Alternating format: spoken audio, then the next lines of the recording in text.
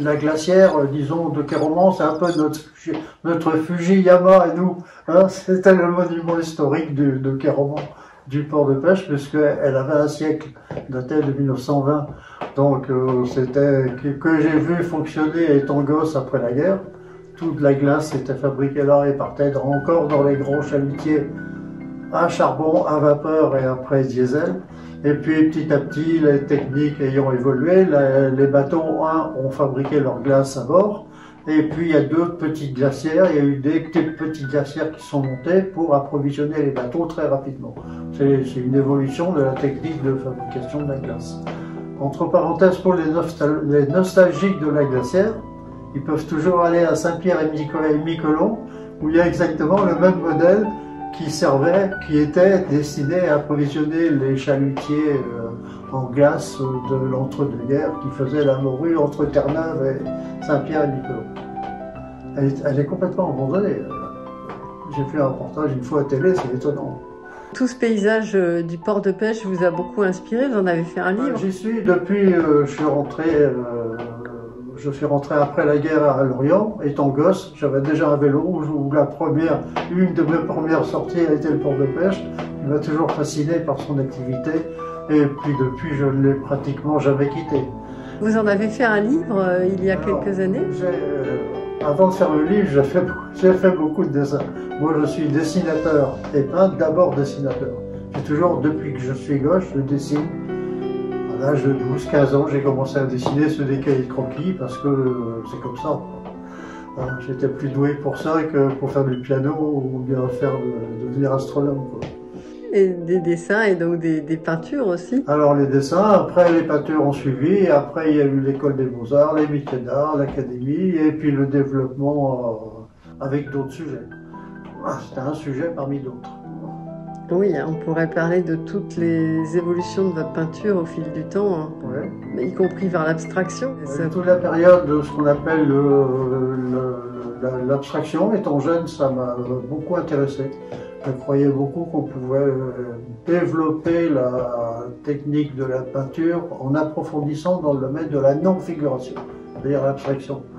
Alors en fait, j'ai pratiqué ce qui est appelé dans le milieu des historiens le paysagisme abstrait, qui est une tendance de l'abstraction, qui permet de faire une allusion à des événements, à des éléments naturels, forêt, nuages, marine, terre, tout ce qui fait partie de notre univers terrestre. Je viens des années 50 où on avait pour s'exprimer que des bouts de bois, que des morceaux de charbon de bois, et des crayons, et un peu de couleur avec des poils de bête au bout d'un manche de bois. On n'avait pas autre chose à l'époque. Il n'y avait pas de photos. Ceux qui avaient de la photo, personne n'en avait. Ça coûtait très cher, les appareils, les films. Et puis c'était pas du tout enseigné. C'était même pas du tout apprécié. On était de purs esprits, on travaillait avec les moyens qu'on avait. Dans le livre Mémoire portuaire, vous avez peint un peu tous les paysages du port de pêche? Du port de Kéroman, du port de Kéroman. De toute son étendue, des chantiers au bord, au grand quai, à la glacière, au magasin de marée, avec les couloirs, les escaliers, enfin tout ce qui présente un intérêt architectural d'abord, construit, tout le milieu très construit de Kéroman.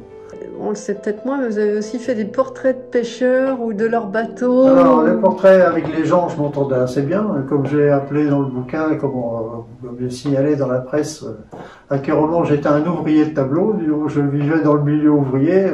On se comprenait très bien. Eux, ils réparaient les bateaux, moi, je fais des tableaux.